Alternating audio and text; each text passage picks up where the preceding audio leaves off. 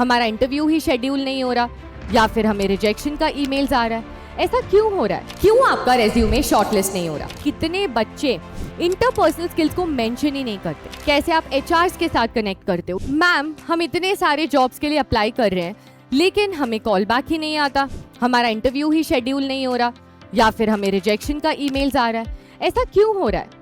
मैं आपको बताने वाली हूँ आज इस वीडियो में कि क्यों आपका रेज्यूमे शॉर्टलिस्ट नहीं हो रहा। हमें ये लगता है कि अरे हमें इंटरव्यू के कॉल्स नहीं आ रहे, हमारा इंटरव्यू अलाइन नहीं हो रहा। वो इसलिए क्योंकि थोड़ा सा रिवर्स में जाते हैं, आपका रेज्यूमे शॉर्टलिस्ट नहीं हुआ, आपका रेज्यूमे रिजेक्ट हुआ है। तो स्टार्ट आपको ना जड़ से करनी है। रूट कॉज आपका सीवी है और इस वजह से ही आपको इंटरव्यू कॉल्स नहीं आ रहे। तो मैं हमेशा बच्चों को कहती हूँ कि इंटरव्यू के लिए बाद में प्रिपेयर कर लो, पहले रेज्यूमे को अच्छे से ऑप्टिमाइज करो। जब आपको दिख रहा है कि आपका रेज्यूमे शॉर्टलिस्ट हो रहा है और आपको इंटरव्यू के कॉल्स आ रहे हैं, तब आप इंटरव्यू के लिए प्रिपेयर कीजिए। तो तैयारी करनी है तो स्क्रैच से बहुत ऑर्गेनाइज तरीके में करना होगा। तो क्या गलतियां हो सकती हैं? पहली गलती, आपका सीवी जैसा कि मैंने कहा उसमें स्किल्स ठीक से हाईलाइटेड नहीं है या आपका रेज्यूमे का फॉर्मेट सही नहीं है। क्या आप भी रेज्यूमे कैनवा या एआई से बना रहे हो? बिल्कुल मत कीजिए। आपका रेज्यूमे जो है एक सर्टेन टेम्पलेट है जो फॉलो करना बहुत जरूरी है। आपके जो हायरिंग मैनेजर्स हैं वो एक सॉफ्टवेयर यूज करते हैं जिसे हम कहते हैं एप्लीकेंट ट्रैकिंग सिस्टम। वो एक ऐसा एआई टूल है जिसमें ऑलरेडी सब कुछ प्रोग्राम्ड है कि उनको कौन से रेज्यूमे को सिलेक्ट करना है और कौन से रेज्यूमे को रिजेक्ट। तो आपको क्या करना है कि आपको उस हिसाब से आपका सीवी बनाना है जो एटीएस के सॉफ्टवेयर के साथ मैच करे, एटलीस्ट 75% मैच। जब वो नहीं होता तब आपका रेज्यूमे रिजेक्ट होता है। तो रिजेक्ट एचआर नहीं, रिजेक्ट आपका एक एआई टूल कर रहा है। तो आपको एक टेम्पलेट बहुत सिंपल प्रोफेशनल वर्ड डॉक्यूमेंट में बनाना है। उसमें देखिए कि आपके सारे सेक्शंस सही है कि नहीं, क्या आपने सही स्किल्स को हाईलाइट किया है। अब वो सही स्किल्स के लिए आपको सिर्फ आपके जॉब रोल जिसके लिए आप अप्लाई कर रहे हो उसको कॉपी करके आपको एआई पे डालना है और फिर एआई को कहना है आपके बैकग्राउंड के बारे में कि आपने क्या पढ़ाई की, आप कहाँ से हो, आप क्या रोल के लिए अप्लाई कर रहे हो, और एआई को बोलो कि कॉमन स्किल्स निकाल के आपको दे। तब वो एआई क्या करेगा, जॉब डिस्क्रिप्शन और आपका बैकग्राउंड में जो भी कॉमन स्किल्स हैं उसको वो लिस्ट करेगा।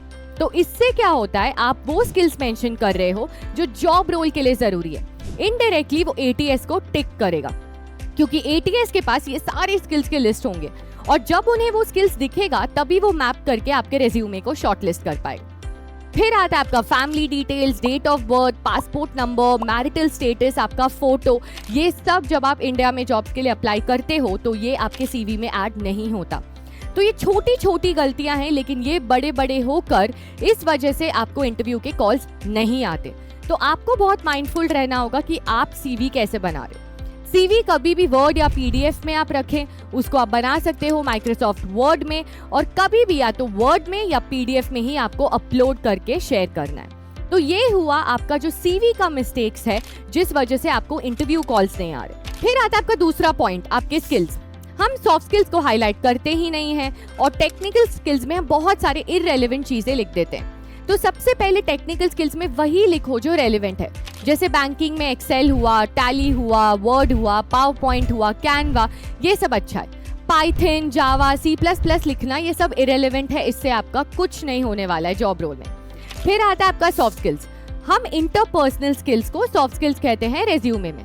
मैंने बहुत रेज्यूमेस रिव्यू किए और मैंने देखा कि कितने बच्चे इंटरपर्सनल स्किल्स को मेंशन ही नहीं करते, और अगर वो स्किल्स का ही सेक्शन नहीं है तो आपका सीवी शॉर्टलिस्ट कैसे होगा। तो जो आपने स्किल्स को जेनरेट किया है, कॉमन स्किल्स को, उसको आपको बुलेट पॉइंट में एक के बाद एक आपको आपके इंटरपर्सनल स्किल्स के सेक्शन में डालना है।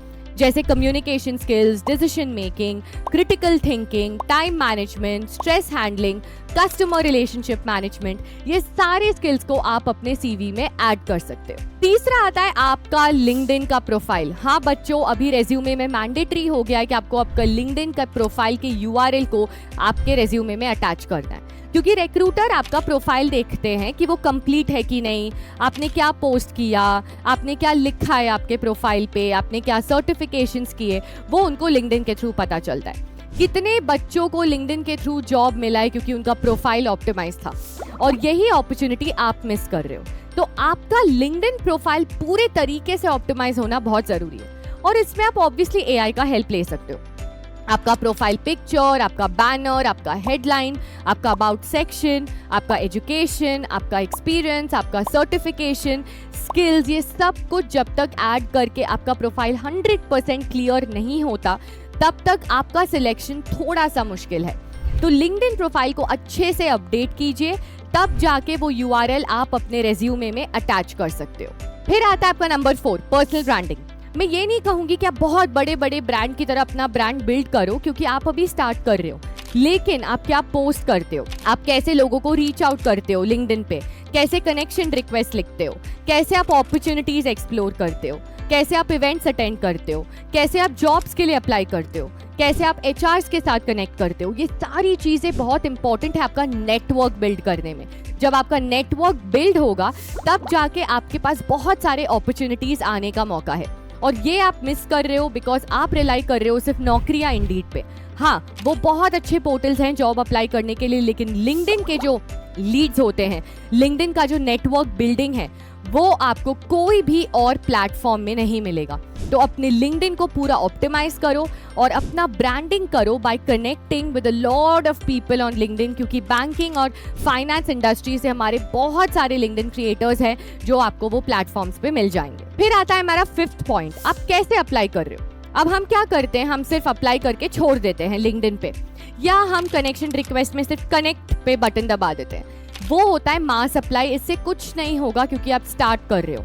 तो रिक्रूटर शायद आपका प्रोफाइल देखकर ही आपके कनेक्शन रिक्वेस्ट को एक्सेप्ट ना करे, लेकिन जब आप उन्हें एक पर्सनलाइज्ड नोट लिखते हो तब आपका प्रोफाइल नोटिसेबल होता है। तो उसके पहले अपना लिंक्डइन जरूर ऑप्टिमाइज करना।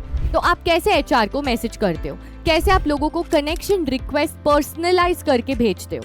ऑफ कोर्स आप एआई का भी हेल्प ले सकते हो, बहुत सारे टेम्पलेट्स हैं जो आपको ऑनलाइन मिल जाएंगे। तो जब आप टेम्पलेट्स को कस्टमाइज करते हो, आप उनके पोस्ट पे एंगेज करते हो, जॉब्स अप्लाई करने के बाद अगर आपको कंपनी के पेज पर जाकर एचआर को ढूंढकर उन्हें कनेक्शन रिक्वेस्ट भेजते हो, बाकी एचआर्स को इंटरव्यू अपॉर्चुनिटी के लिए एक्सेस करते हो या अप्रोच करते हो, तब जाकर आपका पर्सनलाइज्ड अप्रोच है। फिर जाकर 1 महीने में आपको थोड़े धीरे आपको अप्रूवल्स आएंगे, आपको मैसेजेस आएंगे, आपको रिप्लाईज आएंगे। तो ये 5 साइलेंट चीजें हैं जिस वजह से आपका इंटरव्यू कॉल्स नहीं शेड्यूल हो रहा या आप इंटरव्यूज के लिए नहीं जा पा रहे हो। तो इंटरव्यू में भी प्रिपेयर करने से पहले ये 5 चीजों पर आपको ध्यान देना है। उसके बाद आप प्रोग्रेस देखोगे, तब जाकर आप अपने इंटरव्यूज के लिए अप्लाई कर सकते हो। तो बच्चों, ये था कुछ टेक्निक्स जिसको आपको फॉलो करना चाहिए। अब मुझे कमेंट्स में बताओ कि किस चीज में आपको करने में सबसे ज्यादा तकलीफ हो रही थी और अब आपने क्या सीखा, या फिर मुझे कमेंट्स में ये बताओ कि इनमें से आप कौन सी चीजें नहीं कर रहे थे और ये वीडियो देखने के बाद अब आप कौन सी चीज सबसे पहले करोगे।